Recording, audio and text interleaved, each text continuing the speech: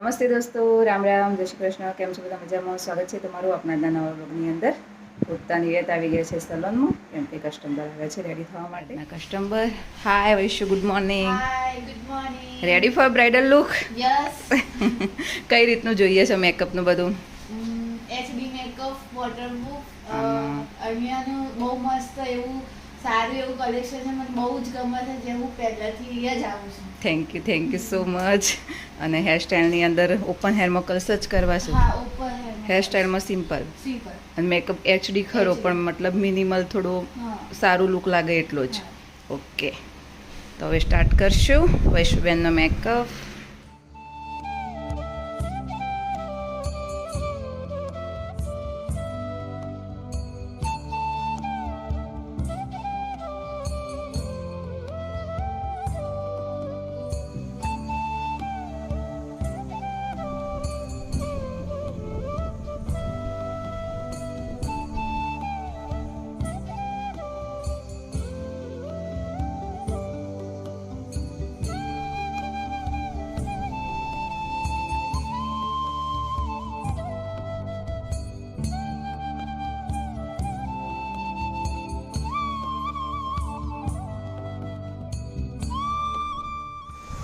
Blusher ગમે છે ને?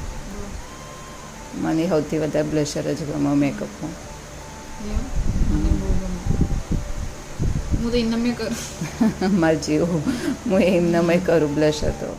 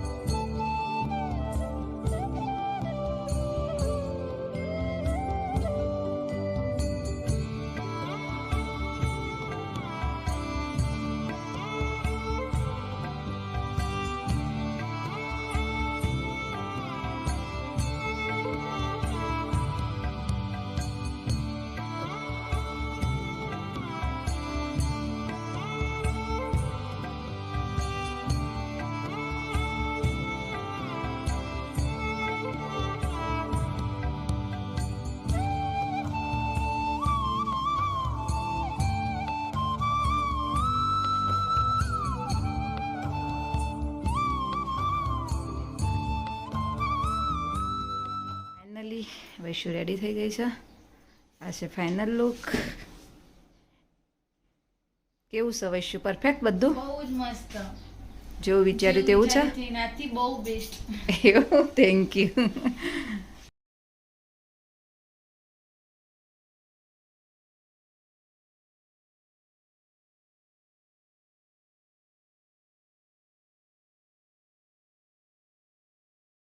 સલૂનનું કામ પૂરું કરી અને હવે નીચે આવી ગયા છે. કચરો વાળવાનું બાકી છે, તો ફટાફટ કચરો વાળી લઈએ અને પછી રસોઈ બનાવવાની તૈયારીઓ કરીએ. બાકીનું કામ પતી ગયું છે, હવે રસોઈની તૈયારી કરી રહ્યા છીએ.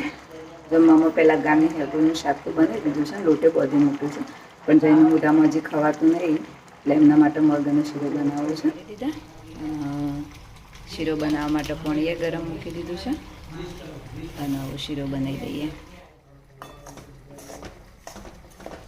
જઈને સાદું દલિયા જેવો શીરો ભાવે છે, એટલે ઘી પણ ઓછું નાખવાનું અને કાજુ, બદામ, ઇલાયચી કંઈ જ નહીં નાખવાનું, ફક્ત દલિયા જેવો શીરો જ બનાવવાનો.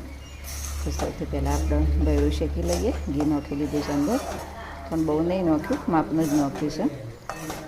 એમને બહુ ઘીવાળો શીરો ઓછો ભાવે છે.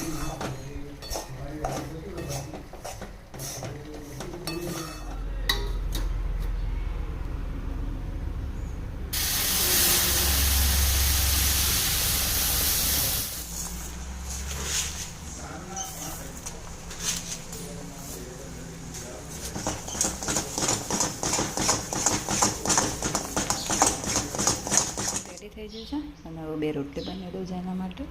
મગ પણ રેડી છે અને છાશે કાઢીને રાખી છે. હવે જઈને ખાવાના આપી દઉં. હજી હોમ સ્કૂલમાંથી નહીં આવ્યો. બોલો, બનાવો બેટા, શાંતિ રાખો. થોડી વાર 10 મિનિટ આપો, બસ બનાવી દઈએ. રોટલી બનાવવાની હતી. રોટલી જ પડી નથી, રોટલી પડી હોત તો ફટાફટ બની જતી. બપોરે જમ્યા પછી થોડો રેસ્ટ કર્યો અને વચ્ચે વચ્ચે કસ્ટમર પણ આવતા રહ્યા, તો અપોઇન્ટમેન્ટો પણ પૂરી કરી. અત્યારે વાગ્યા 6:30 જેવું થઈ ગયું છે. જીનલ પણ ઘેર જતી રહે અને અમને ભૂખ લાગી છે, તો એની ઈચ્છા હતી કે અમે રોટી સેન્ડવિચ બનાવી. તો આમ તો ઠંડી રોટી પણ પડી હોત તો ફટાફટ બની જ પણ નથી પડી. તો અત્યારે બનાવી રહીશ રોટલી. 2 રોટલી બનાવી દઉં અને 2 સેન્ડવિચ જોઈશે એટલે 2 રોટલી બનાવી દઉં અને પછી સેન્ડવિચ માટેની તૈયારી કરી લઉં. સેન્ડવિચ માટે રોટી બનાવી દીધી છે, બધો સામાન કાઢીને મૂકી દીધો છે. હવે ડુંગળી, ટોમેટું અને મરચું ને બધું મોળી દેશું, પછી રોટી સેન્ડવિચ બનાવશું. રોટી સેન્ડવિચ બનાવવું છે ને બિલકુલ આસાન છે. ઠંડી રોટલી પડી હોય તો બેસ્ટ, ના પડી હોય તો 2 ગરમ રોટલી બનાવી તમે સેન્ડવિચ બનાવી શકો છો. 2 ગરમ રોટલી? ના, એટલે જેટલો બનાવો એટલે. તારો 2 જોવું છે ચાલતો. અને તારો? મારે નહીં ખાવું. ભાગ પડાવે ભાઈ. ના, ભૂખ જ નહીં પણ. હા, ના હોય. શિમલા મિર્ચ નાસ્તો બધું પડી તો મસ્ત બની ગયા. કાલ પુલાવ મટર લાવ્યો ને તે ઓમનું ફેવરેટ રોટી સેન્ડવિચ કટિંગ થઈ જશે. હવે એની અંદર બધા મસાલા કરી દઈશું. થોડું મીઠું,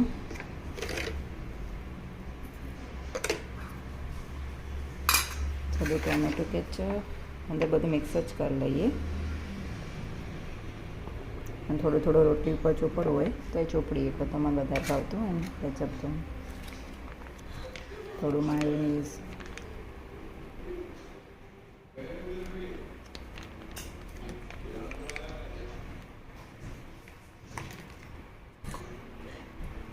થોડો પિઝા સોસ,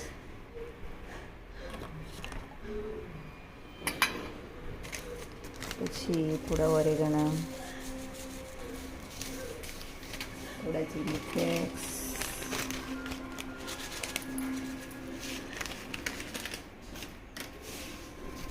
અને થોડો ગાર્લિક બ્રેડ મસાલો છે એ નાખી દેશું એટલે મસ્ત ટેસ્ટ આવે.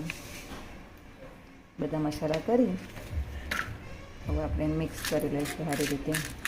મસાલો તૈયાર છે. હવે રોટલીના હાફ ભાગની અંદર આપણે મસાલો ભરી દઈશું.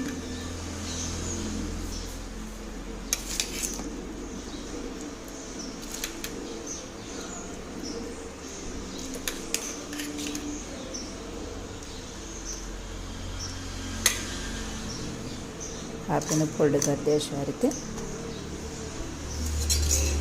થોડું એક તેલ નાખી દઈશું તવીમાં.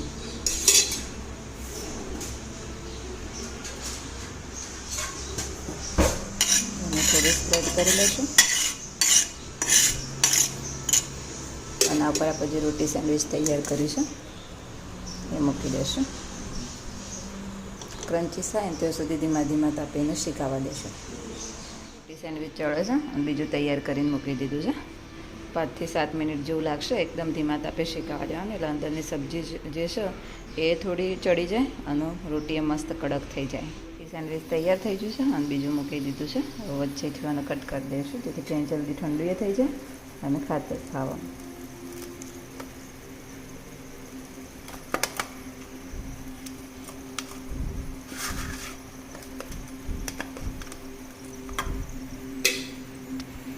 ચડો બીજું ત્યાં સુધી આવ્યું આપણે આપતા આવીએ ઓમના.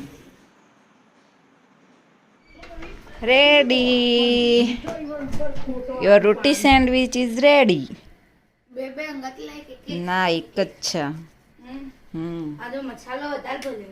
યસ, મસાલેદાર. ટેસ્ટ કરીને પછી બોલો કે કેવું બન્યું છે સેન્ડવિચ. ઠંડુ થવા દેજો ને બળી જાય.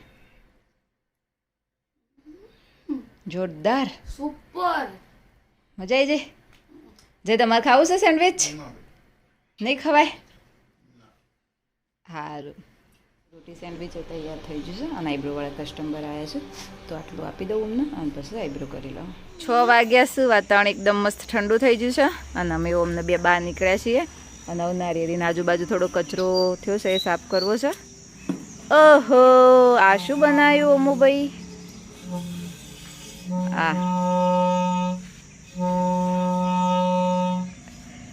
ફુગ્ગાની કરામત કરી.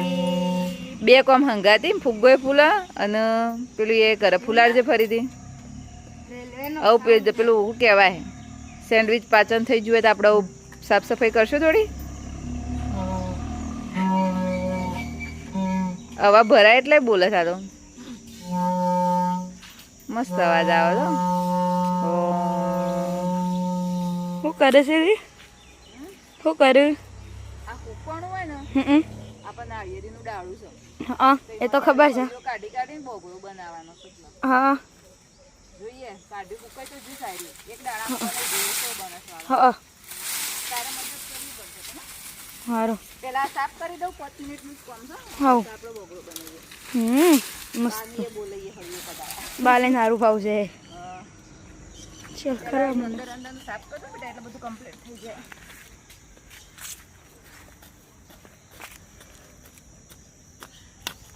પેલી વખત તો ઈશુ કાકી આવ્યો તો હા સડ થઈ ગયું તું. બે હાથ દીધો તો સાફ કરી. પણ તો આવો તો ઘણો ઓછો ઉગે છે. ચોમાસા મૂકશે. ચોમાસા મૂકશે તો સાફ કરી દઈશું ત્યાં. શું કરશું?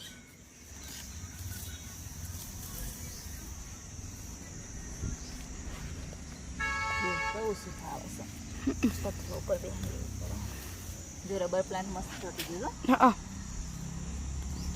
વાયો કોને છે બાકી? બધું પ્લાન્ટેશન હું યસ કરું છું નહીં કહેવાય તો. હા તે કાલે 2 વાર ઝાડ વાઈને જતી રહી હતી પાર્લરમાં.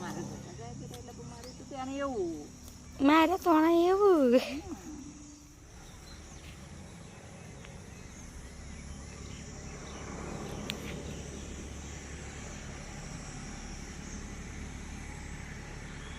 નાળિયેરીની આજુબાજુ મસ્ત સફાઈ થઈ જાય છે અને હવે 7 વાગી જશે. સૂરજ પણ આથમવા આવી ગયો છે અને હવે મમ્મીને 2 હાથ દીધો છે બધો લાકડો કાપવા માટે.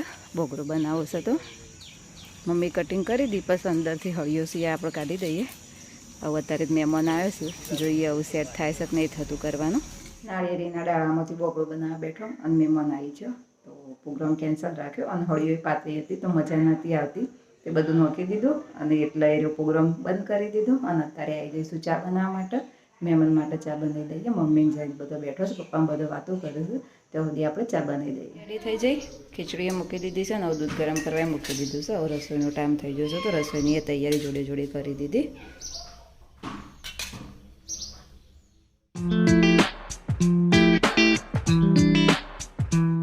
ટિપ્સમાં આપણે વાત કરવાના છીએ ડેન્ડ્રફને દૂર કરવા માટે ઘરેલું ઉપાય શું કરવું. તેના માટે તમારે જોઈશે દહીં, લીમડો અને લીંબુ. દહીંની અંદર 2 ચમચી દહીં લઈ લો. તેની અંદર લીમડાના પાનની પેસ્ટ બનાવી લો અને દહીંની અંદર એડ કરી દો અને 1 લીંબુનો રસ નીકાળી તેની અંદર એડ કરી દો અને તેની સ્મૂથ પેસ્ટ બનાવી અને જ્યારે પણ હેર વોશ કરવાના હોય તેના અડધો કલાક પહેલાં સ્કેલ્પની અંદર એપ્લાય કરી દો. આ હેર માસ્કનો યુઝ તમે અઠવાડિયામાં 2 વાર કરી શકો છો અને પછી શેમ્પૂથી વોશ કરી લો. આ રીતે જો તમે રેગ્યુલર કરશો તો ગમે તેવો ડેન્ડ્રફ હશે તો પણ તમારા હેરમાં અને સ્કેલ્પમાંથી દૂર થઈ જશે. તેના માટે શેમ્પૂની કન્ડિશનરની કીટ પણ આવે છે જેની હું લિંક તમને ડિસ્ક્રિપ્શનમાં આપી દઈશ. દોસ્તો આજનો દિવસ પણ કામમાં પૂરો થઈ ગયો અને રસોઈ પણ તૈયાર થઈ જશે. જમવાનું બાકી છે. જમી અને શાંતિથી સૂઈ જશું અને આપણા વિડીયોનો હવે અહીંયા જ એન્ડિંગ કરીએ છીએ. અને તમને અમારા વિડીયો જોવા ગમતા હોય તો અમારી ચેનલને લાઇક, શેર અને સબસ્ક્રાઈબ જરૂરથી કરજો અને બેલ આઇકન પણ પ્રેસ કરજો જેથી કરીને તમને નવા વિડીયોની નોટિફિકેશન મળતી રહે. મળીએ હવે આપણા નવા બ્લોગમાં. Bye bye.